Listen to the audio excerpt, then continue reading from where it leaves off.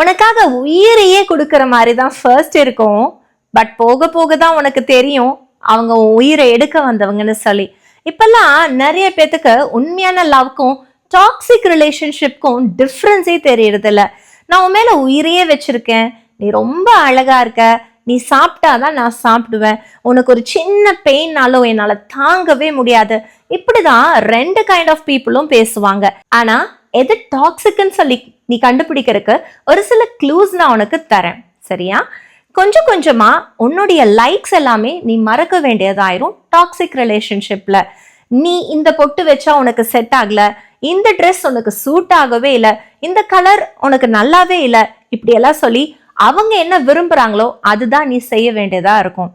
நீ எது செஞ்சாலும் அது தப்பு, அது செட் ஆகாது, அதெல்லாம் எப்படி ஒத்து வரும், இல்ல இல்ல அப்படின்னு சொல்லி உன்னை கிரிட்டிசைஸ் பண்ணி பண்ணி உன்னோட கான்ஃபிடன்ஸ் லெவல் டோட்டலா டவுன் ஆயிரும். நம்ம எது செஞ்சாலும் தப்பாதான் இருக்குமா இப்படின்னு சொல்லி உன் மேல இருக்கக்கூடிய நம்பிக்கை உனக்கே போயிரும்.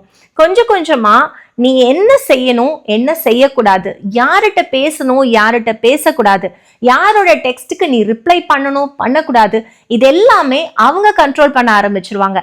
ஈவன் உன்னோட பேரண்ட்ஸ் கிட்ட, க்ளோஸ் ஃப்ரெண்ட்ஸ் கிட்ட, ரிலேட்டிவ்ஸ் கிட்ட கூட அவங்க கிட்ட பெர்மிஷன் கேட்டுட்டு தான் நீ பேசுற மாதிரி இருக்கும். ஆனா இது எதுவுமே உனக்கு கோவத்தை உண்டு பண்ணாது. ஏன்னா அவங்க யூஸ் பண்ற விஷயமே லவ். நான் உன்னை ரொம்ப லவ் பண்றேன், அதனாலதான் இதெல்லாம் சொல்றேன்னு சொல்லிடுவாங்க.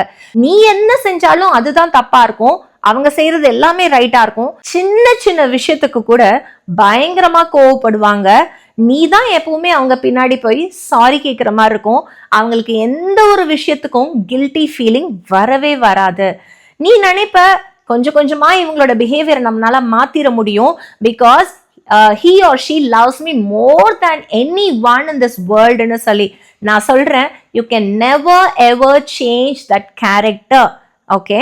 ஆனா ஃபைனலி பார்த்தனா நீ உன்னுடைய கேரக்டர், உன்னுடைய லைக்ஸ், உன்னுடைய டிசையர்ஸ், உன்னுடைய விஷஸ், இது எல்லாமே வெரி இம்பார்ட்டன்ட்லி உன்னுடைய பீஸ், இதை நீ ரொம்ப அதிகமா நீ எழுந்துகிட்டே போவ day by day. I tell you, true love உன்னை எப்பவுமே க்ரோ பண்ண வைக்கும், உன்னை டிமோட்டிவேட் பண்ணாது, உன்னை கிரிட்டிசைஸ் பண்ணாது, உன்னோட வளர்ச்சிக்கு அது பேக்ரவுண்டா இருக்கும்.